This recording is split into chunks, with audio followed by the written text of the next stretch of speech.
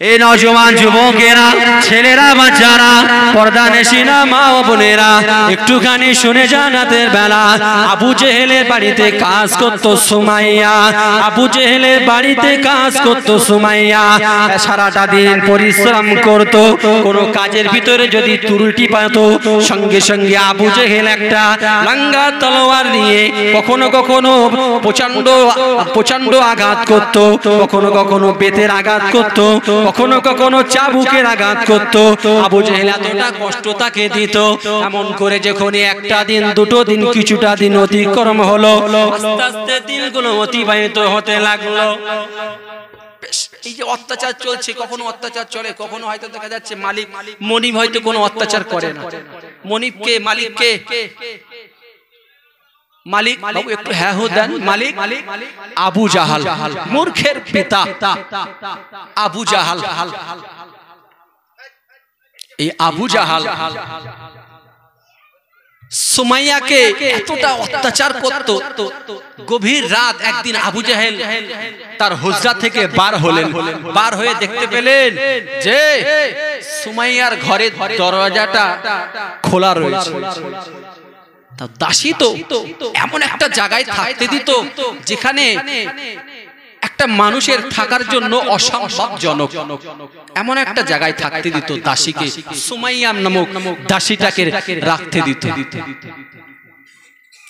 গভীর রাত হয়ে গেল, নিশুতি রাত, গভীর রাত, নিশুতি রাত।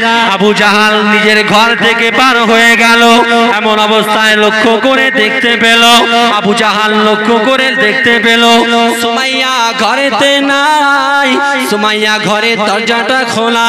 আবু জাহাল মনে মনে করলো, সারাটা দিন আমি যে সুমাইয়ার প্রতি অত্যাচার করি, সুমাইয়ার প্রতি যে অত্যাচারের রোলাটা আমি চাপিয়ে দেই, সুমাইয়া হয়তো আমার অত্যাচারটা সহ্য করতে না পেরে, সুমাইয়া হয়তো আমার অত্যাচারটা, আমার টর্চারটা সহ্য করতে না পেরে সুমাইয়া হয়তো রাতের আধারে পালিয়ে গিয়েছে। এমন করে আবু জাহাল কি করলে, সুমাইয়ার ওই কুটে ঘরেতে উকি মেরে দেখলে না না না না না না, সুমাইয়া পালিয়ে যায় না, সুমাইয়া ঘর থেকে পালিয়ে যায় না। আবু জাহাল উকি মেরে লক্ষ্য করে দেখতে পেল সুমাইয়ার ঘরেতে টিপ টিপ টিপ টিপ টিপ টিপ করে একটা প্রদীপ জ্বলছে। আর সুমাইয়া বিড়বিড় বিড়বিড় করে সুমাইয়া ঠোঁটগুলো নড়ছে। সুমাইয়া মক্কার আব্দুল্লাহ, মক্কার আব্দুল্লাহ মা আমিনার সন্তান, বাফারা মাহারা এতিম অনাথ নবী মুহাম্মদুর রাসূলুল্লাহ, যার ইসলামটাকে আমি আবু জাহাল পাড়ায় পাড়ায় গিয়ে মানুষের কাছে বদনাম করে আসি। ওই আবু জাহাল চিন্তা করতে লাগলো, যার ইসলামটাকে আমি নিবানোর জন্য সারাটা দিন কষ্ট করি, ওই মুহাম্মাদের জিকির কেমন ভাবে আমার সুমাইয়া করে, ও তো আমার ঘরের দাসী, তো আমার ঘরের দাসী, ওকে তো আমি কিনে নিয়ে আসলাম। আমি সারাটা দিন এতটা পরিশ্রম করছি, আমি এতটা মেহনত করছি মুহাম্মাদের ইসলামটাকে দবিয়ে দেওয়ার জন্য, মানে আপনাকে সেটাকে যেন দুনিয়ার থেকে উঠে যায়, মিটানোর জন্য চেষ্টা করছি, মুছে দেওয়ার চেষ্টা করছি। আমার ঘরের দাসী হয়ে তুই কোরআন পড়ছিস, তাও রাতের আধারে। কে পড়ছে বাবু? সুমাইয়া, আবু জেহেলের বাড়ির দাসী। আমরা তো সহজে পেয়েছি ইসলাম, কদর নেই, যত্ন নেই। আবু জেহেল কি করলেন, যখন দেখলেন সুমাইয়া এমন অবস্থায়, যখন দেখলেন তেলাওয়াতের মাধ্যমে, জিকিরের মাধ্যমে যখন দেখতে পেলেন, দেখেন না কিছু কিছু মানুষ রাগের দপটে তার যে কোনো কথা বলার জায়গা থাকে না, স্থির হয়ে যায়। কিছু কিছু সময় ক্ষেত্রে হয়ে থাকে না, মানুষ এতটা রেগে যায় বা এতটা মাথা গরম হয়ে থাকে, টোটালি কাজ করে না যে কি করা যায়। আবু জেহেল মাথা কাজ করছে না, আবু জেহেল খুব চিন্তায় পড়ে গেল। গো টু ব্যাক, সঙ্গে সঙ্গে ব্যাক করলেন, নিজের হুজরায় প্রবেশ করলেন। সকাল হয়ে গেল, সুমাইয়াকে ডাক দিল, আয় সুমাইয়া এদিকে চলে এসো, এদিকে চলে এসো।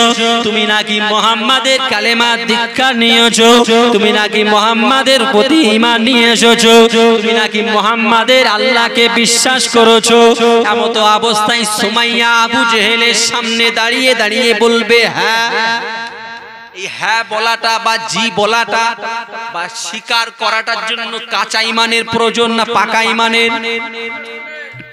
আওয়াজ দিয়ে বলে পাকা ঈমানের প্রয়োজন না?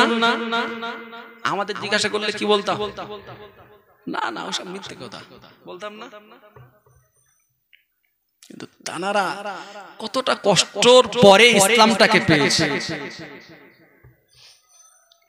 আবু জাহালকে লক্ষ্য করে সুমাইয়া ডাক দিলে, আয় আবু জাহাল, আমি মুহাম্মাদের প্রতি ঈমান নিয়ে এসেছি, মুহাম্মদ সাল্লাল্লাহু আলাইহি ওয়াসাল্লামকে বিশ্বাস করেছি, মুহাম্মাদের আল্লাহর প্রতি আমার রবের প্রতি আমি ঈমান নিয়ে এসেছি, আমি কালেমা পড়েছি, আমি মুহাম্মাদের প্রতি ঈমান নিয়ে এসেছি।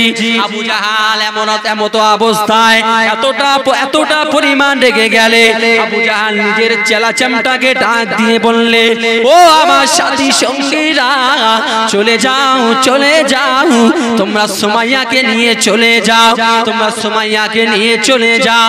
না না না না না না না না, আমার সামনে তোমরা সুমাইয়াকে রেখো না, তোমাদের যেটা মন চায় তোমরা সুমাইয়াকে সেটা তোমরা শাস্তি দিতে লাগো। সুমাইয়াকে নিয়ে চলে গেল, সুমাইয়ার হাত দুটো বেঁধে ফেললো, সুমাইয়ার পা দুটো বাঁধলো। এমত অবস্থায় মক্কার মরুভূমির উপরে লক্ষ্য করে একটা ঘোড়ার পিছনে, পাগলা ঘোড়ার পিছনে সুমাইয়ার হাত দুটো বেঁধে দিল। সুমাইয়ার হাত বাঁধা, পা বাঁধা, এমন করে সুমাইয়াকে বেঁধে দিল পাগলা ঘোড়ার সাথে। পাগলা ঘোড়াকে লেলিয়ে দিল, পাগলা ঘোড়াকে রাগান্বিত করে দিল। পাগলা ঘোড়া মরুভূমির উপরে দৌড়াতে লাগলো, পাগলা ঘোড়া মরুভূমির উপরে ছোটাছুটি করতে লাগলো। আল্লাহ পাকের মাহবুব বান্দি সুমাইয়া সঙ্গে সঙ্গে সঙ্গে সঙ্গে কি করলো, শরীরের চামড়াগুলো আস্তে আস্তে আস্তে আস্তে ছিঁড়তে লাগলো। সঙ্গে সঙ্গে শরীরের চামড়াগুলো শরীর থেকে পৃথক হতে লাগলো। আল্লাহ পাকের মাহবুব বান্দি, আল্লাহ পাকের মাহবুব বান্দি সুমাইয়াকে এতটা কষ্ট দেওয়া হয়েছিল, মক্কার আবু জেহেলের চেলা চামটারা বলেছিল, আয় সুমাইয়া, আয় সুমাইয়া, এখনো তোমাকে অফার দিচ্ছি, এখনো তোমাকে অফার দিচ্ছি। তোমার শরীরের চামড়া তোমার শরীর থেকে আলাদা হয়তো হয়ে গেছে, কিন্তু তোমার জান তো এখনো রয়েছে। তোমাকে জানে ফিরিয়ে দেব, তোমাকে ছেড়ে দেব, তোমাকে মুক্তি করে দেব, তোমাকে আজাদ করে দেব। কিন্তু সত্য হলো তোমাকে মুহাম্মাদের থেকে ফিরিয়ে আসতে হবে, মুহাম্মদ সাল্লাল্লাহু আলাইহি ওয়াসাল্লাম তার থেকে ফিরে আসতে হবে, ইসলাম থেকে ফিরে আসতে হবে। যদি তুমি ইসলাম থেকে ফিরে আসতে পারো, এ সুমাইয়া, তোমাকে এক্ষুনি এই মাত্র তোমাকে আজাদ করে দেওয়া হবে। সুমাইয়া বলেছিল, আয় আবু জাহেলের চেলা চামটারা, না না না না না, আমি সুমাইয়া আমার ভিতরে যতক্ষণ জান থাকবে আমি আল্লাহর প্রতি ঈমান নিয়ে এসেছি, রাসূলুল্লাহর প্রতি ঈমান নিয়ে এসেছি। আমি সুমাইয়া আমার ভিতরে যতক্ষণ জানটুকু থাকবে, আমি সুমাইয়া আমার মুখ যতক্ষণ চলবে, আমি আল্লাহর প্রতি, রাসূলুল্লাহর প্রতি আমি সুমাইয়া জিকির করতে থাকবো। জোরে হয় না, আওয়াজ দিয়ে হয় না। তাদের ঈমান কষ্ট করে হাসিল করে, আর আমরা সহজে পেয়েছি, কদর নেই। সুমাইয়াকে কি করলেন? তারা এখানে ক্ষান্ত হলেন না। সুমাইয়ার শরীর থেকে চামড়াগুলো ছিলে গেল, শরীরের মানে টোটাল শরীরের মাংসগুলো 3 ভাগের 2 ভাগ শরীরের মাংসগুলো দেখা যায়। এতটা পরিমাণ শরীর থেকে চামড়া উঠেছে। পাগলা ঘোড়ার পিছনে দৌড়াতে দৌড়াতে, মানে বেঁধে দিয়েছে তো, পা বেঁধে হাত বেঁধে, এতটা নির্যাতন দিয়েছে সুমাইয়াকে। সেই সুমাইয়াকে এখনো পর্যন্ত বলছে, সুমাইয়া তাহলে তুমি মুহাম্মদকে ছাড়বে না? সুমাইয়া বলছেন না, আমার যতক্ষণ জান রয়েছে আমি ছাড়বো না, আমি মুহাম্মদ থেকে পিছিয়ে আসবো না, আল্লাহ থেকে পিছিয়ে আসবো না, আমার মুখ যতক্ষণ চলবে আমি ততক্ষণ জিকির করতেই থাকবো। সঙ্গে সঙ্গে আবু জাহেলের চেলা চামড়াটা কি করলেন? আবু জাহেলের চেলা চামড়া বলছে তাই, তো এই রক্তাক্ত শরীরটাকে বালুকানার উপরে শুইয়ে দিলেন, দিয়ে দেখেন না কিছু কিছু সময় ওই পিঠে কোনো কোনো যদি মনে করেন যদি অনেকের ঘা হয়ে থাকে বা কোনো কারণবশত যদি দেয়ালে যদি একটু ঠেকা দেয় তাহলে একটু চিড়িক মেরে ওঠে না ঘা হওয়ার কারণে, তো একটু মাঝে মাঝে কি করে পিঠটা আমরা একটু নাড়িয়ে নেই না, পিঠে কিছু হওয়ার কারণে বেদিনীরা মুনাফিকরা কি করলো? বড় একটা পাথর নিয়ে সুমাইয়ার পিঠের উপরে পেটের উপরে চাপা দিল, যাতে করে একটু সুমাইয়া যেন নড়াচড়া না করতে পারে, একটু যেন স্বস্তি পর্যন্ত না পায়। এতটা কষ্ট দেওয়ার পরেও সুমাইয়াকে ডাক দিয়ে বলছে, আয় সুমাইয়া, এখনো তোমাকে অপরতমা হলো, তুমি যদি ছেড়ে দাও মুহাম্মাদের থেকে ফিরে চলে আসো, তুমি যদি আল্লাহর দিক থেকে ফিরে চলে আসো, ইসলাম দিক থেকে তুমি যদি ফিরে চলে আসো, তাহলে তোমাকে এখনো জানে ছেড়ে দেওয়া হবে। সুমাইয়া বলছে না না না না না না, আমার জবান যতক্ষণ আমার আল্লাহ জারি রেখেছে ততক্ষণে জবান দিয়ে মুহাম্মাদের জিকির চলবে, ততক্ষণে জবান দিয়ে আল্লাহ জিকির চলবে। এমত অবস্থায় কাফের বেদিনীরা লক্ষ্য করে দেখতে পেল সুমাইয়া নিজের মুখ দিয়ে বিড়বিড় করে আস্তে আস্তে আস্তে আস্তে কালেমা পড়ছে, আস্তে আস্তে আস্তে আস্তে কালেমা শরীফ জিকির করছে। এমত অবস্থায় কাফের বেদিনীরা তারা কিছুটা বালুকণা নিল, বালুকণা নিয়ে সুমাইয়ার মুখের ভিতরে ঢেকে দিল, সুমাইয়া মুখের ভিতরে ঠেসে দিল। আয় সুমাইয়া, এখন তো তুমি কালেমা পড়তে পারবে না, এখন তো তুমি রবের জিকির আজগার করতে পারবে না, এখন তো তুমি মুহাম্মাদের কালেমা পড়তে পারবে না। কাফের বেদিনীরা লক্ষ্য করে দেখতে পেল তখনও পর্যন্ত সুমাইয়ার ঠোঁট দুটো বিড়বিড় করছে।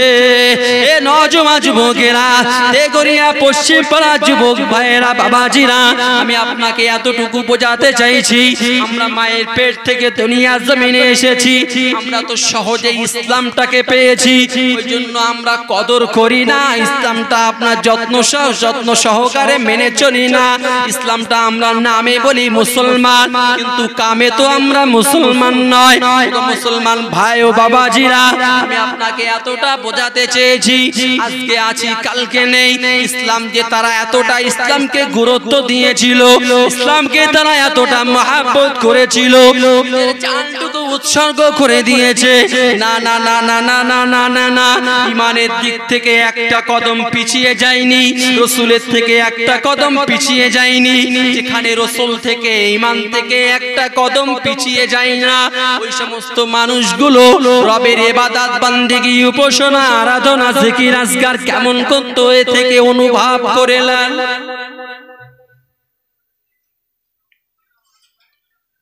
যে মানুষটা এতটা অত্যাচার সহ্য করেছে তারপরেও ঈমান থেকে সরছে না, রাসূল থেকে সরছে না, সেই মানুষটার ঈমান খুব কাঁচা বলে মনে হয়।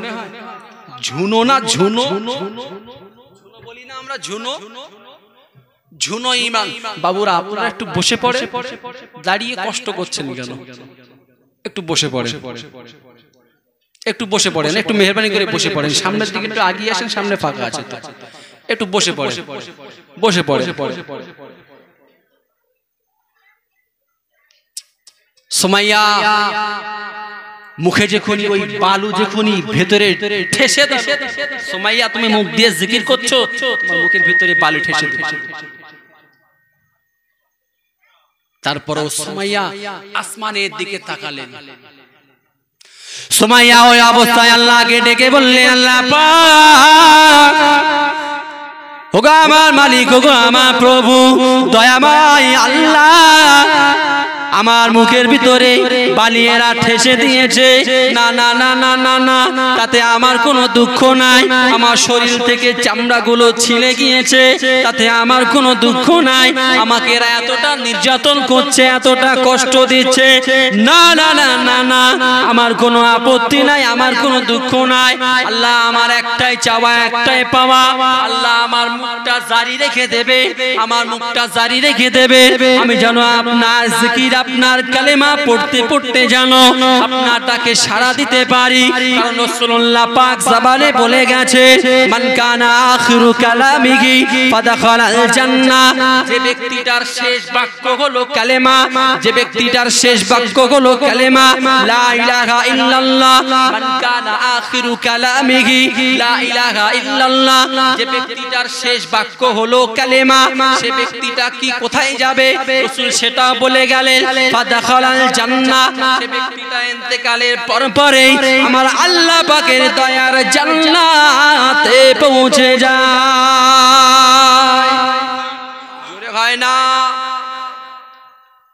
সুমাইয়া দোয়া করছে, আল্লাহ এতটা কষ্ট দিয়েছে, আমার কোনো আপত্তি নেই, একটা চাওয়া, মুখের কালেমাটা যেন জারি থাকে শেষ পর্যন্ত। ওই রাসূলকে বলতে শুনেছি, মান কানা আখিরু কালামিহি লা ইলাহা ইল্লাল্লাহ ফাদাখালাল জান্নাহ।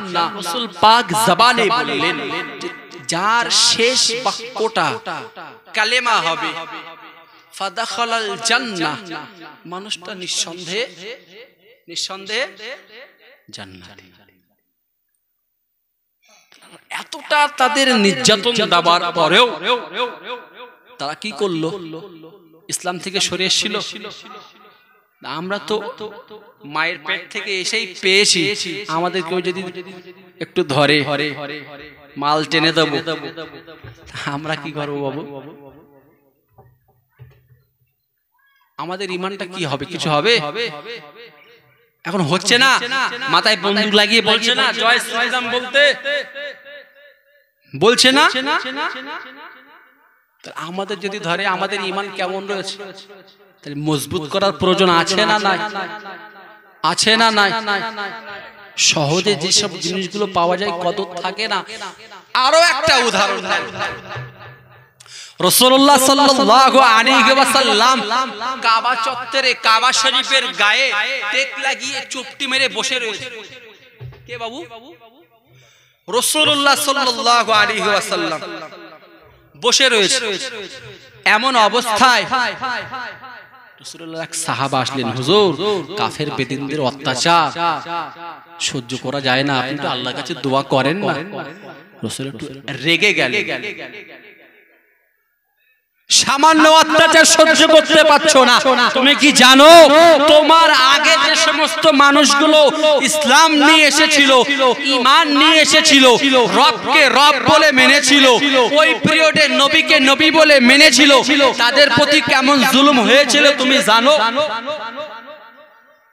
সাহাবা কিছু বললেন না, চুপটি মেরে বসে রইলেন।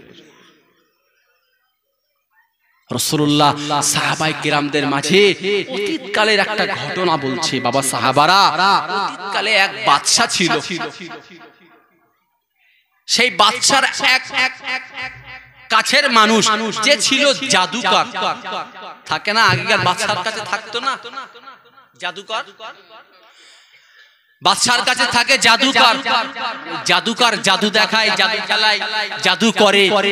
সময় জাদু করতে করতে করতে করতে একটা সময় যখনই জাদুকরের বয়স হয়ে গেল, জাদুকর বাদশাকে বলছে, বাদশা জাহাবানা, আমার তো বয়স হয়ে যাচ্ছে, তো আপনি কোন এক মেধা যুবককে আমার কাছে পাঠান, আমার জাদুর বিদ্যাগুলো তাকে শিখিয়ে দেই, জাদুর বিদ্যাগুলো তাকে শিখিয়ে দেই, কারণ আমি হয়তো বেশি দিন থাকবো না, পটল করব। তাহলে আপনার এই জাদুগুলো করবে কে? অতএব একটা মেধা বললেই সে যেন ধরতে পারে, একটা মেধা যুবককে আমার কাছে পাঠিয়ে দেন। এই নওজওয়ান যুবকেরা, ছেলেরা, বাচ্চারা, পর্দানেশিনা মা ও বোনেরা, একটুখানি শুনে জানাতে বানা। এমন সময় ওই জাদুকরের কথা অনুযায়ী বাদশাহ এক মেধাবী যুবককে আয়োজন করলো, এক মেধাবী যুবকের ব্যবস্থা করলো, যুবককে পাঠিয়ে দিল ওই জাদুকরের কাছে।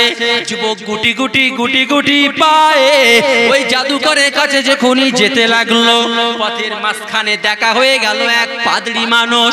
পাদ্রী মানুষের কাছে বসলো, কথোপকথন করতে লাগলো, কথোপকথন করতে লাগলো।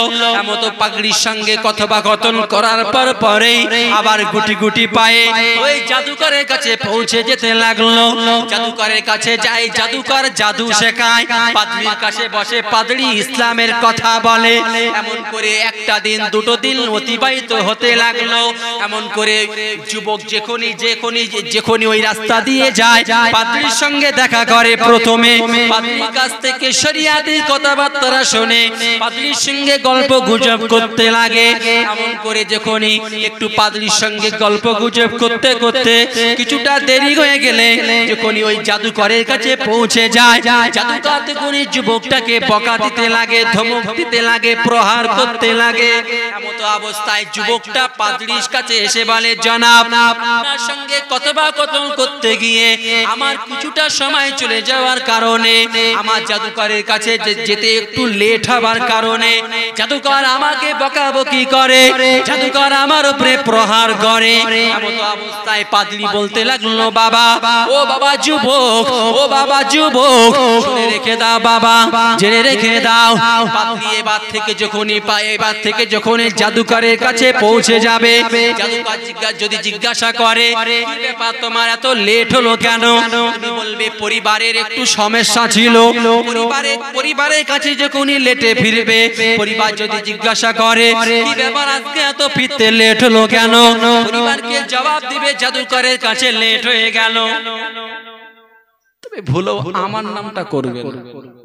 পাদ্রী শিক্ষা দিচ্ছে। পাদ্রী বলছে, জাদুকরের কাছে যখনই যাবে জাদু শিখতে, যদি লেট হয়ে যায় বলবে পরিবারের জন্য লেট হয়ে গেছে, পরিবারের দোহাই দেবে। পরিবারের যদি প্রশ্ন ওঠে কেন এত ফিরতে লেট হলো, বলবে জাদুকরের কাছে লেট হয়েছে।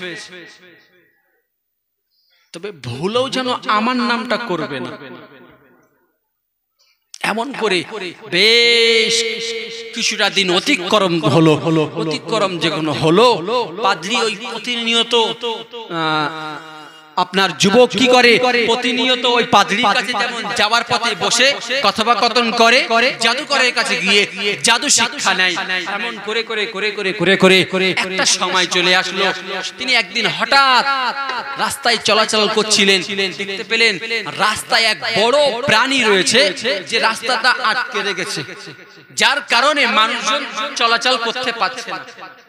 যুবক পরীক্ষা করলো, যুবক মনে মনে চিন্তা করলো, এবার দেখবো পাদ্রীর কাছ থেকে যেগুলো শিখেছি ওটা উত্তম, নাকি জাদুকরের কাছ থেকে যে জাদুগুলো শিখেছি ওটা উত্তম, কোনটা উত্তম কোনটা দামি আমি পরীক্ষা করব। যুবক আমার কি করলো ভাই জানেরা, যুবক সঙ্গে সঙ্গে তার হাতে একটা পাথর নিল। পাথরটা নেওয়া মাত্রই সঙ্গে সঙ্গে তার মাথাটা আসমানের দিকে তুললো। আল্লাহ পাক, আল্লাহ পাক, পাদ্রীর কথাটা যদি সত্য হয়ে থাকে, পাদ্রীর কথাবার্তা গুলো যদি হক হয়ে থাকে, আর জাদুকরের কথাগুলো যদি মিথ্যা হয়ে থাকে, এই ছোট পাথরের আঘাতে ওই এত বড় প্রাণীটাকে আপনি মৃত্যুবরণ দেবেন। পাদ্রীর কথাটা যদি সত্য হয়ে থাকে, এই ছোট পাথরের আঘাতে অত বড় প্রাণীটাকে আপনি এইমাত্র মৃত্যুবরণ দেবেন। এমন করে তিনি এই আল্লাহ পাকের সঙ্গে কিছুটা কথোপকথন করার পরে ওই পাথরটা নিক্ষেপ করলেন প্রাণীটার দিকে। যেই না নিক্ষেপ করলেন, সঙ্গে সঙ্গে ওই টুকরো, ছোট্ট একটা টুকরো পাথরের পরিমাণটা বিশাল আকারের ভারী হয়ে পশুটার গায়ে যেই না লাগলো, প্রাণীটার সঙ্গে সঙ্গে মৃত্যুবরণ করলো। এমন মতো অবস্থায় যুবক বুঝতে পারলো জাদুকার মিথ্যা এবং পণ্ডিত বাবাজি, যে বাবাজির কাছ থেকে শরিয়াতের মাসলা মাসাইল, ওই পাদ্রী মানুষটার কাছ থেকে যেগুলো আমি এতদিন শিখেছি ওটা হচ্ছে হক, ওটা হলো সত্য। এমন করে তিনি পৌঁছে গেলেন পাদ্রীর কাছে। পাদ্রী বাবাজি, আজকে একটু আগে আমার সঙ্গে এমন একটা ঘটনা ঘটেছে। পাদ্রী বলছে, বাবা যুবক, তুমি তো আমার থেকে উপরের লেভেলে চলে গেছো, তুমি আল্লাহর কাছে এতটা মাহবুব হয়ে গেছো, তুমি এতটা জিকির আজকার ইবাদত বান্দেগি করেছো, এতদিন আমার কাছ থেকে সবক নিয়ে আমার কাছ থেকে মশক করে তুমি এতটা ইবাদত বান্দেগি করেছো, তুমি তো আমার থেকে উপরে চলে গেছো, তুমি চলে যাও। তবে যুবক, একটা কথা মনে রেখো, তুমি তাড়াতাড়ি তোমার ঈমানের পরীক্ষা নেওয়া হবে, তুমি সতর্ক থাকবে, ওই ঈমানের পরীক্ষায় তোমাকে পাশ করতে হবে। আর যেন জীবনেও মনের ভুলেও আমার নামটা তুমি কারোর সঙ্গে করবে না। যুবককে বিদায় দিয়ে দিল। যুবক এমন অবস্থায় যে বাড়ি চলে আসলো, যুবক বাড়ি চলে আসার পরেই যুবকের কয়েকটা গুণ আস্তে আস্তে প্রকাশ পেতে লাগলো সমাজের মাঝে। যে সমস্ত মানুষদের চোখ ছিল অন্ধ, জীবিত মানুষ কিন্তু চোখটা অন্ধ, ওই মানুষটার চোখের উপরে যদি যুবক হাত বুলিয়ে দিত, আল্লাহ পাক আমার হাতের ওসিলায়, আল্লাহ পাক জাল্লে জালালুহু দয়াময় দয়া করে আপনার এই বান্দার চোখগুলো আপনি সুস্থ করে দিন, চোখগুলো আপনি ভালো করে দিন। সঙ্গে সঙ্গে ওই অন্ধ ব্যক্তির চোখগুলো ভালো হয়ে যেত। এমন করে মানুষের রোগ ব্যাধি যখনই যার যে অসুবিধার মধ্যে পড়ে যেত, ওই যুবকটার কাছে যেতে লাগলো। যুবকটার কাছে যেই না যায়, যুবক আল্লাহর কাছে দোয়া করে, সঙ্গে সঙ্গে সেটা কবুল হয়ে যায়। মানুষের সেই সুবিধাটা, মানুষের সেই অসুবিধাটা সঙ্গে সঙ্গে সলভ হয়ে যায়, মানুষের সমস্যাগুলো সলভ হয়ে যায়। আমার সোনার মানিকেরা, আমি আপনাকে এতটুকু কিন্তু বোঝাতে চেয়েছিলাম শুরুতেই, ইসলাম আমরা সহজে পেয়েছি, গুরুত্ব নেই, তারা কতটা কষ্ট করে পেয়েছেন দেখে।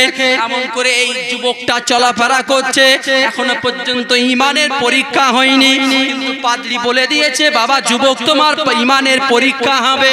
এমন করে তিনি কি করলেন, ওই সময় ওই জামানার ওই যে বাদশা ছিল, যে বাদশার জাদুকারের কাছ থেকে যুবক জাদু শিখেছে, ওই বাদশার দরবারের মন্ত্রী যে ছিল, তার চোখ ছিল অন্ধ। তিনি যখনই শুনতে পেলেন, জানতে পারলেন, তিনি যখনই জানতে পারলেন যে অমুক গ্রামের অমুক জায়গার অমুক বাসিন্দার অমুক যুবক রয়েছে, যে যুবক যদি দোয়া করে হাত বুলিয়ে দেয় চোখটা ভালো হয়ে যায়। এমন করে তিনি কি করলেন বাবাজি, এমন করে তিনি ওই যুবকের কাছে পৌঁছে গেলেন। যুবকের কাছে পৌঁছে যাওয়ার পরে ওই যুবকের কাছে যেই না পৌঁছে গেলে, যুবককে বললেন, বাবা এই যে তোমার সামনে কিছু ধন দৌলত রেখে দিলাম, এই ধন দৌলত গুলো তুমি নাও, আমার চোখটাকে ভালো করে দাও। কে বলছে? বাদশার দরবারে মন্ত্রী বলছে, বাবা যুবক, এই ধন দৌলত গুলো তোমাকে উপহার দেই, তোমাকে উপহার দিচ্ছি, তুমি এই ধন দৌলত গুলো নাও এবং আমার চোখটাকে ভালো করে দাও। চোখটাকে ভালো করে দাও। যুবক বলছে, না না, আমি চোখ ভালো করি না, আমি তো চোখ ভালো করি না, চোখ সুস্থ করে বা রোগ থেকে শেফা দেয় আমার আল্লাহ। তুমি যদি আমার আল্লাহর প্রতি ঈমান নিয়ে আসো, তাহলে আমি তোমাকে আমার আল্লাহর কাছে দোয়া করতে পারি এবং আমার আল্লাহ তোমাকে সুস্থ দান করবে, সুস্থ আরোগ্য তোমাকে আমার আল্লাহ তোমাকে সুস্থতা করে দেবেন, যদি তুমি আমার আল্লাহর প্রতি ঈমান নিয়ে আসো। যুবক বলল, যদি ঈমান নিয়ে আসো তাহলে তোমার চোখ ঠিক হয়ে যাবে। এখন বাদশার দরবারের এই মন্ত্রী কি করলেন, ঈমান নিয়ে আসলেন, ইসলাম কবুল করলেন। যুবক দোয়া করলেন, আল্লাহ আপনার বান্দার চোখটা সুস্থ করে দেন। যুবক হাত বুলিয়ে দিলেন, আমার আল্লাহ সুস্থ করে দিলেন। জোরে হলো না? একটু মন খুলে হলো না? একটু ঝিমিয়ে যাচ্ছেন নাকি? একটু দরুদ শরীফ পড়েন আল্লাহুম্মা সাল্লি আলা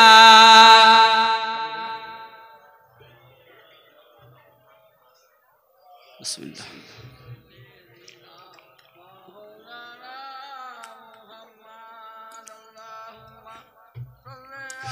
আল্লাহুম্মা সাল্লি আলা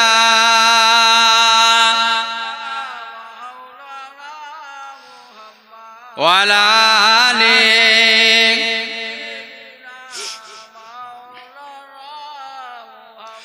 ওই মদিনার বাদশা তুমি নবী সরওয়ার ওই মদিনার বাদশা তুমি নবী সরওয়ার ওই মদিনার বাদশা তুমি নবী সরওয়ার শান্তি মোরা পেলাম আজি ধুলি ধরার পার ওই মদিনার বাদশা তুমি নবী সরওয়ার ওই মদিনার বাদশা তুমি নবী সরওয়ার রোম পারস্য ইরানে দিল পৌঁছালে সবখানে রোম পারস্য ইরানে দিল পৌঁছালে সবখানে তোমার নূরের ওসিলায় দুনিয়া যে আলো হয় জোরে হয় না একটু সবাই মিলে হয় না তোমার নূরের তাজাল্লিতে ঘুচলো অন্ধকার ওই মদিনার বাদশা তুমি নবী সরওয়ার ওই মদিনার বাদশা তুমি নবী সরওয়ার আল্লাহুম্মা সাল্লি আলা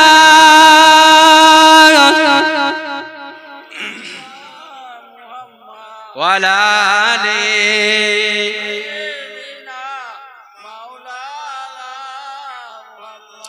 তোমার হাতে অশান্তি দূর হলো সব ভুল ভ্রান্তি তোমার হাতে অশান্তি দূর হলো সব ভুল ভ্রান্তি তোমার সাথে সাহাবা জয় করিল পাকাবা জোরে হয় না তো আওয়াজ দিয়ে হয় না শত্রু সাথে লড়াই করতে ধরলে তলোয়ার ওই মদিনার বাদশা তুমি নবী সরওয়ার ওই মদিনার বাদশা তুমি নবী সরওয়ার আল্লাহুম্মা সাল্লি আলা আওয়াজে পড়েন না যাদের ঘুম লাগছে একটু ঘুমগুলো ভাঙো একটু মন খুলে পড়েন এতগুলো মানুষ আগে তাওয়ারও খেয়ে খাওয়াই নিতে হবে নাকি আমার ভাই বাবাজিরা আলোচনা বাড়াবো না বেশিক্ষণ আমি কিন্তু আপনাকে এই কথাটাই বোঝাতে চেয়েছি সহজ জিনিস পাওয়াটা সেটা গুরুত্ব থাকে না উদাহরণ আরো চলেন সামনে পাদ্রী কি করলেন পাদ্রী তো বলেই দিলেন যুবক আমার নাম কোথাও করো না সামনে ঈমানের পরীক্ষা চলতেই লাগলো চলে আসবে তোমার কাছে খবরদার যেন আমার নামটা এখন এই বাদশার যে মন্ত্রী চোখটা যেই ভালো হয়ে গেল বাদশা অন্য অন্য দিনের নাই ওই দিনেও কি করলো গুটি গুটি পায়ে রাজ দরবারে পৌঁছে গেল পৌঁছে গিয়ে বাদশার যে চেয়ার ছিল মন্ত্রীর যে চেয়ার ছিল সেই চেয়ারে সে বসে পড়লো সে তার স্থানে গিয়ে বসে পড়লো বাদশা লক্ষ্য করে দেখলো কি ব্যাপার তোমার চোখ অন্ধ ছিল না ভালো হলো কি করে তো বলছে এই চোখ ভালো এমনি হয়নি এই চোখটা আরোগ্য দিয়েছে চোখটা সুস্থ করেছে আমার চোখটা পুনরায় ফিরে দিয়েছে আমার আল্লাহ জোরে হয় না বাদশা একটু রেগে গেলেন আমি থাকতে তোমার আল্লাহ আছে দুনিয়াতে প্রজাদের বললে সঙ্গে সঙ্গে ওকে গ্রেফতার করো, সঙ্গে সঙ্গে মন্ত্রীকে গ্রেফতার করলো।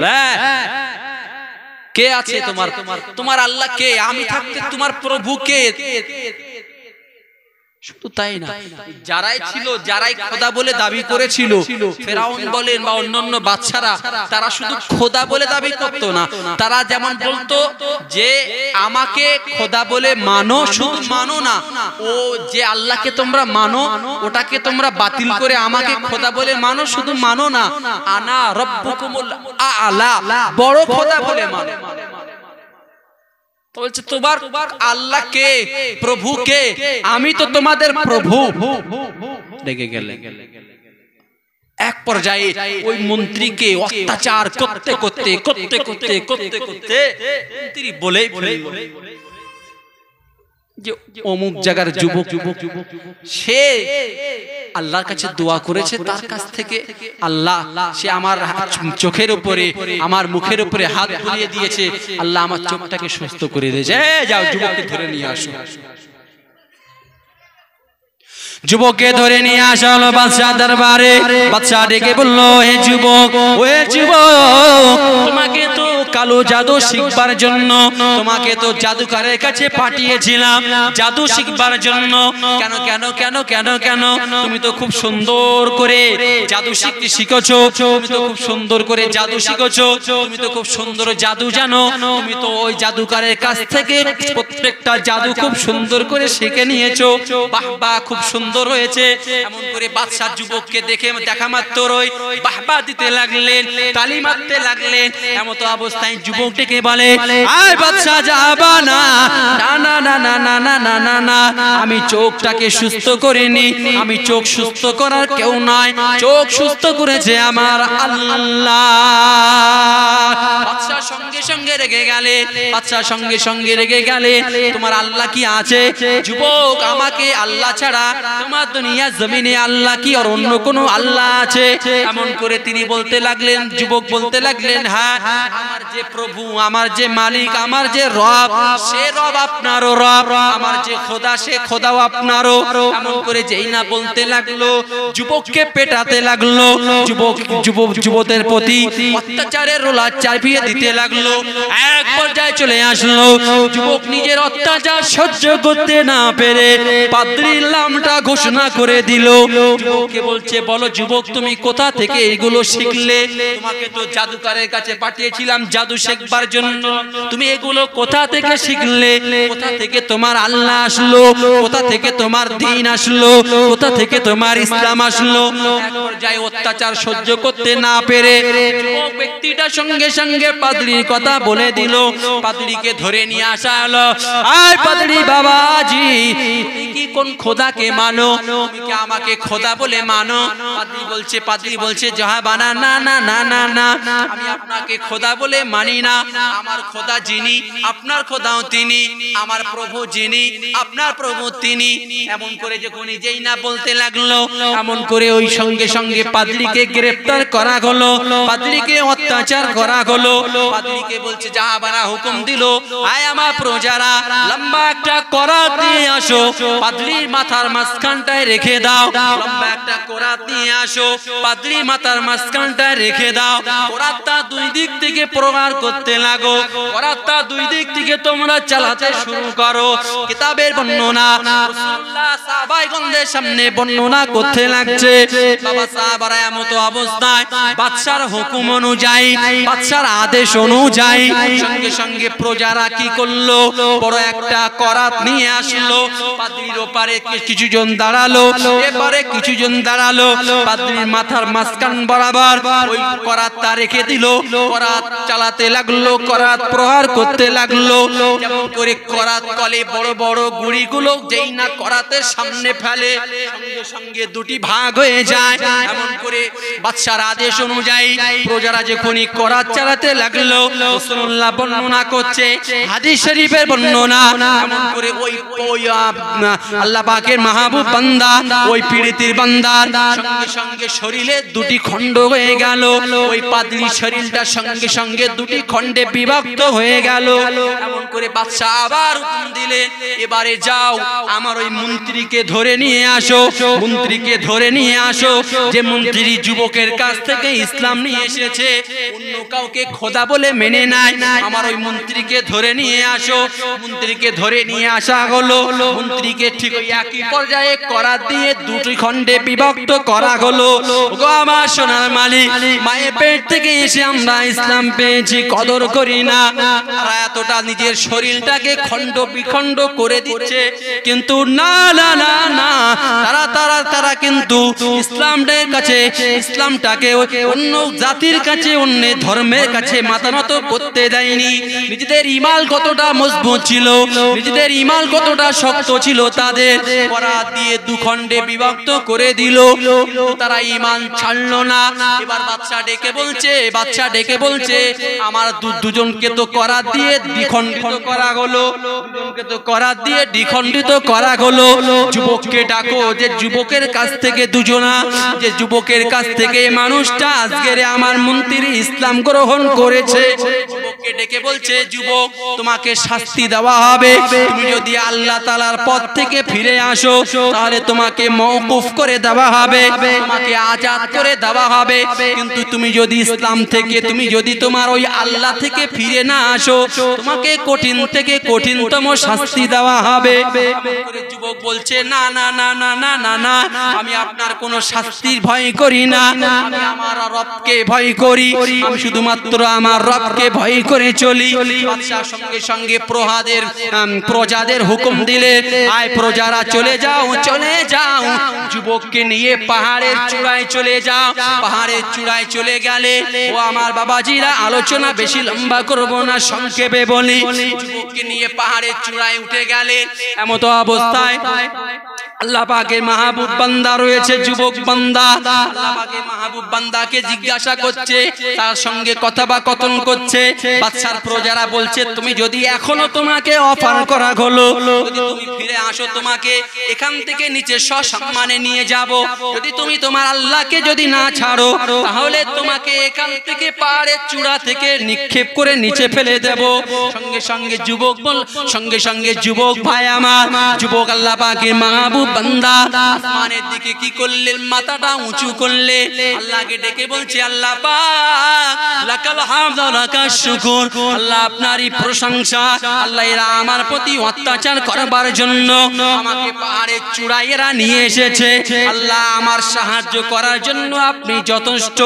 আমতো অবস্থায় আল্লাহ পাক জাল্লে জালালুহু, দয়াময় আল্লাহ, কতগুলো মানুষকে কি করলেন, আল্লাহ পাকের হুকুম যেই না হলো, পাহাড়টা সঙ্গে সঙ্গে কাঁপতে লাগলো, পাহাড়টা যেই না কাঁপতে লাগলো, কতগুলো মানুষকে ভিতরে আল্লাহ একজনকে হেফাজত করলেন, বাকি সবাইকে ওখান থেকে পাহাড়ের চূড়া থেকে নিচে নিক্ষেপ করে ফেলে দিলেন।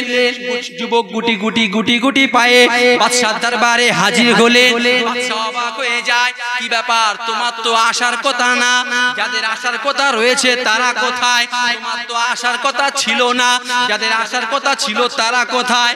বাদশা জাহাবানাকে ডেকে যুবক বলছে, বাদশা জাহাবানা, বাদশা জাহাবানা, আমাকে আমার আল্লাহ বাঁচিয়েছে, তাদের কৃতকর্মের ফল তাদেরকে আমার আল্লাহ দিয়ে দিয়েছে। বাদশা সঙ্গে সঙ্গে আবার এক প্রজাকে বললেন, ওগো প্রজার দল, সেনাবাহিনী, তোমরা চলে যাও, আমার এই যুবকটাকে নিয়ে সমুদ্রের মাঝখানে চলে যাও, সমুদ্রের মাঝখানে নিয়ে সমুদ্রের পানিতে চুবিয়ে চুবিয়ে তাকে হত্যা করে দাও। যুবককে নিয়ে চলে গেল, দরিয়ার মাঝখানে নিয়ে যুবককে বলছে, যুবক এখনো একটা অফার রয়েছে, ফিরে যদি আসো ছেড়ে দেওয়া হবে, আর যদি ফিরে না আসো এখানে চুবিয়ে তোমাকে মেরে ফেলা হবে। যুবক সঙ্গে সঙ্গে মাথাটা উঁচু করলেন আসমানের দিকে, আল্লাহ পাক লাকাল হামদ ওয়া লাকাশ শুকর, আল্লাহ আপনার প্রশংসা, আপনার গুণকীর্তন গায়, আল্লাহ এরা আমার প্রতি জুলুম করছে, এদের জন্য আপনি যথেষ্ট হয়ে যান। আল্লাহ পাক দয়াময়, দয়া করে বান্দার দোয়াটাকে কবুল করে, যুবক বান্দাটা দোয়াটাকে কবুল করে নৌকাটা সঙ্গে সঙ্গে পাল্টি দিয়ে দিলেন। আল্লাহ পাকের আদেশে নৌকাটা পাল্টি খেয়ে গেল, সমস্ত মানুষ ইন্তেকাল করলো। সঙ্গে সঙ্গে আমার আল্লাহ পাক ওই যুবক মানুষটাকে হেফাজত করলেন, সহি সালামতে নদীর কিনারে পৌঁছে দিলে। সঙ্গে সঙ্গে গুটি গুটি পায়ে বাদশাহ দরবারে পৌঁছে গেলেন। বাদশাহ বলছে, কি ব্যাপার, তোমার তো আসার কথা ছিল না, যাদের আসার কথা ছিল তারা কোথায়? বাদশাকে ডেকে বলছে, বাদশাহ জাহাবানা, যাদের আসার কথা ছিল তারা আল্লাহ পাকের তরফ থেকে আযাব তারা ভোগ করছে, আল্লাহ পাক তাদেরকে শাস্তির ভিতরে লিপ্ত রেখেছে। এমন করে বাদশাকে ডেকে যুবক বলছে, বাদশাহ জাহাবানা, আপনি যত প্রকার কৌশল করেন না কেন, না না না না না, আমাকে আপনি মারতে পারবেন না। যদি আমার কৌশলে যদি যান, আপনি যদি আমার কথাটা যদি শোনেন, যদি আমার আদেশ মতন আমাকে যদি প্ল্যান করে মারতে চান, আমার কথা অনুযায়ী যদি আপনি আমাকে হত্যা করেন, তারপরে আমি ইন্তেকাল করব। এর আগে আপনি যতটাই প্ল্যান করেন না কেন, আপনি যতটাই ষড়যন্ত্র করেন না কেন, না না না না না না, আমাকে আপনি হত্যা করতে পারবেন না। বাদশা জাহাবানা বলছে, যদি তোমার প্ল্যানে তোমার হত্যা হয় তাহলে দেরি কিসের? তাড়াতাড়ি বলো। বাদশাকে ডেকে বলছে, বাদশা জাহাবানা, বাদশা জাহাবানা, একটা মজলিস তৈরি করেন যেখানে বহু মানুষ থাকবে। ঈমান কতটা মজবুত দেখেন, ঈমানি পরীক্ষা চলছে। নিজের হত্যা হবে, নিজেকে হত্যা করবে, প্ল্যান কার? নিজেরই। আমরা কেউ দেবো? কেউ দেবো? তাদের ঈমান আলাদা ছিল, তারা কষ্ট করে ঈমানটাকে হাসিল করেছে। বাদশা বলছে যে একটা মজলিস তৈরি করেন, সেখানে আমাকে সবার সামনে আমার হাত দুটো লম্বা করে দেবেন, সবার সামনে দাঁড় করিয়ে দেবেন, আর আমার এই যে তীরগুলো দেখতে পাচ্ছেন, এ থেকে একটা তীর নেবেন, নিয়ে আমার দিকে নিক্ষেপ করবে। নিক্ষেপ করার আগে বলবে, এই গোলামের রবের নামে তীরটা নিক্ষেপ করছে। সমস্ত মজলিসের ভিতরে মানুষ একত্রিত একটা জায়গায় থাকবে, তার মাঝখানে আমাকে দাঁড় করিয়ে দেবেন, দিয়ে আমার তীর থেকে নিয়ে একটা তীর আমার দিকে নিক্ষেপ করবেন, করে বলবেন যে এই গোলামের রবের নামে তীরটা নিক্ষেপ করছি। বাদশার কথা অনুযায়ী কি করলেন? বাদশা একটা মজলিস কায়েম করলেন। মজলিস কায়েম করার পরে বাদশা ওখানে কি করলেন? যুবককে দাঁড় করিয়ে দিলেন। যুবককে দাঁড় করিয়ে দেওয়ার পরে আল্লাহ পাকের ওই মাহবুব বান্দা যেই দাঁড়িয়ে গেল, ওই যুবকের কথা অনুযায়ী যুবকের কাছ থেকে একটা তীর নিল, যুবকের সামনে দাঁড়িয়ে বলছে, এই গোলামের রবের নামে নিক্ষেপ করছি, এই গোলামের রবের নামে তীরটা নিক্ষেপ করছি। যেই না তীরটা নিক্ষেপ করছে, ওই তীরটা গিয়ে ওই যুবক ব্যক্তিটির এই কানের লতিতে গিয়ে লাগে। রাসূল বলছে, কানের লতিতে গিয়ে, রাসূল দেখাচ্ছে সাহাবাদের কানের লতিটা ধরলো, রক্ত পড়ছে, লতিটা ধরলো, ওখানে ইন্তেকাল করলো। এই যে গোটা মজলিসের মানুষ লক্ষ্য করে দেখতে পেল যে ওই যুবকটার কাছ থেকে তীর নিল, যুবকটাকে বলল যে গোলামের রবের নামে তীর নিক্ষেপ করছি। যুবককে এত মারার ফন্দি করলো, যুবককে মারতে পারলো না। যুবক সামান্য ছোট্ট একটা কৌশল যেই না বললো, ছোট্ট কৌশলে যুবক ইন্তেকাল করেছে। মানে ওই যুবকের বা ওই গোলামের রবের পাওয়ার আছে। সমস্ত মজলিসের মানুষগুলো সঙ্গে সঙ্গে ঈমান নিয়ে আসলো যে আমরা ওই যুবকের, ওই গোলামের রবের প্রতি ঈমান নিয়ে আসলাম। জোরে হয় না? বাদশাকে ডেকে বলছে, বাদশা জাহাবানা, জি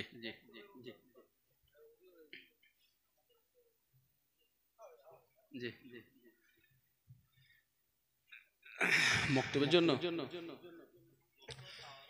জি বাবুরা, আলোচনা এখানে বেশি আগাবো না, বহু আরো আলোচনা রয়েছে। জানারা ইসলামের জন্য এখানে এতটুকু আলোচনা সম্পূর্ণ না করে দেখা যাচ্ছে সকালে হয়তো গুজব হতে পারে। ছোট্ট আকারে বলি, এখন কি হলো, এই সমস্ত মানুষগুলো যখন ঈমান নিয়ে আসলো, সমস্ত মজলিসের মানুষ যখন ঈমান নিয়ে আসলো, বাচ্চাকে ডেকে বলছে এখন কি করে সামলাবেন। আগে ছিল তো একজন, এখন তো পুরো একটা টিম হয়ে গেল। এতগুলো মানুষ ঈমান নিয়ে এসেছে কার প্রতি? আল্লাহর প্রতি। সবাই যে একত্রিত হয়ে পড়লো না, ওই যুবকের, ওই গোলামের রবের প্রতি ঈমান নিয়ে আসলাম। যুবক তো আল্লাহর প্রতি ঈমান নিয়ে এসেছে।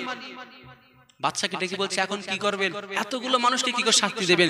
বাদশা হুকুম দিল, প্রত্যেকটা রাস্তার শেষ অংশে তোমরা কি করো, গর্ত করো। গর্ত, একটা গর্ত করতে বললেন না, বললেন প্রত্যেকটা রাস্তার লাস্টে, শেষ প্রান্তরে গর্ত করো এবং সেখানে আগুন জ্বালিয়ে দাও। প্রত্যেকটা রাস্তার গর্তে ওই যখন প্রত্যেকটা আগুনে যারা যারা ঈমান নিয়ে এসেছিল ওই সমস্ত মানুষদের নিক্ষেপ করছে, তারা দাও দাও করে জ্বলছে। এমত অবস্থায় অন্যান্য মানুষরা দেখছে আর হাসছে। যখন এদের নিক্ষেপ করা হয়, নিক্ষেপ করতে করতে এক মাকে ধরে নিয়ে আসা হলো। মায়ের কোলে ছোট এক শিশু রয়েছে। মা চিন্তা করছে আগুনের সামনে গিয়ে ঝাঁপ দেবে, এমন অবস্থায় চিন্তা করছে যে ঝাঁপ দেবো আগুনে, কোলে তো একটা সন্তান রয়েছে। আমার আল্লাহ জাল্লে জালালুহু দয়াময় দয়া করে বাচ্চার জবানটা খুলে দিলেন। বাচ্চা বলছে মা জননী, মা না না, দুনিয়ার এই আগুনটাকে তুমি ভয় করছো, তুমি আমার চিন্তা করছো, আমি সামনে জান্নাত দেখতে পাই। জোরে হয় না, মা এখানে দেরি করো না, ঝাঁপ দাও। যেই সন্তানের মুখ দিয়ে কথাটা শুনলো, সঙ্গে সঙ্গে মা সন্তানকে নিয়ে, নিজের কোলে দুধ পান করা সন্তানকে নিয়ে ওই আগুনে ঝাঁপ দিয়েছিল। আল্লাহ পাক ওদের কথা উল্লেখ করে কোরআনের ভিতরে আল্লাহ কি করলেন, ওদের এই আমলটা, ওদের এই কথোপকথনটা আমার আল্লাহ কোরআনে উল্লেখ করলেন। এমন করে আপনাকে বহু উদাহরণ, যেগুলো আমাদের পূর্বপুরুষ, যেগুলো রাসূলুল্লাহ জামানায় আম্মা জানা আয়েশাকে, ইসলাম তো আমরা পেয়েছি, আম্মা জানা আয়েশাকে বদনাম দেওয়া হয়েছিল। কতটা কঠিন মুসিবতের সময় জেনার তোহমত লাগানো হয়েছিল। আব্দুল্লাহ ইবনে উবাই ইবনে সালুল এর তোহমত লাগিয়েছিল আম্মা জানা আয়েশা এবং সাফওয়ান রাদিয়াল্লাহু তাআলা আনহু, দুজনের সম্পর্ক ছিল। এটা লাগিয়েছিল মুনাফিকদের সর্দার উবাই ইবনে সালুল। তারা সেগুলো ধৈর্য ধরেছে, কতটা ঈমানটাকে মজবুত রেখেছিল। যাই হোক, আলোচনা বাড়াবো না, এতটুকু আপনাকে আবেদন করব, সন্তান হিসেবে, নাতি হিসেবে দুনিয়ার জমিনে যে কয়েকটা দিন রয়েছে, আল্লাহ আমাদের সকলকেই যতটুকু ঈমান রয়েছে অতটুকু ঈমানের উপরে যেন আমরা অটল থাকতে পারি। রাসূল বলছে শেষ জামানায় হাতের তালুতে আগুন রাখা যতটা কষ্টকর, তাছাড়া ঈমান সংরক্ষণ রাখাটা আরো বেশি কষ্টকর। রাসূল বলছে ওইজন্য জাররা পরিমাণ, জাররা, এই যে আমার চাচা জানেরা, বাপ চাচারা যে শস্য চাষ করে, শস্যের দানা, জাররা পরিমাণ বলতে শস্যের দানা পরিমাণ। এই জাররা পরিমাণ ঈমানটা যদি সংরক্ষণ থাকে, তাহলে মনে করবেন একদিন না একদিন জাহান্নাম থেকে জান্নাতে যাওয়ার আশঙ্কা আছে। যাবেন, আশঙ্কা বলা ভুল, যাবেন। আল্লাহ চাইলে ইনশাআল্লাহ আল্লাহ দেবেন যাদের ভিতরে জাররা পরিমাণ রয়েছে। রাসূল বলছে আমি জাহান্নাম থেকে আমার উম্মতগণদের বার করতে করতে এক পর্যায়ে দেখব যে আমার কোনো গুনাহগার উম্মত আর নেই। এর ব্যাখ্যা করতে গিয়ে মুহাদ্দিসগণ বলছেন যাদের ভিতরে জাররা পরিমাণ ঈমান রয়েছে, রাসূল তাদেরকেও হাত ধরে টেনে টেনে জাহান্নাম থেকে বার করে আল্লাহ পাকের দয়ার জান্নাতে নিয়ে যান। ওই জন্য বলছি আল্লাহ আমাদের সকলের ঈমানটা যেন মজবুত করেন, সকলে বলি আল্লাহুম্মা আমিন। আসেন, আলোচনা বাড়াবো না, বলেন আপনাদের জায়গা, তারা সেখানে কোরআন শিখবে,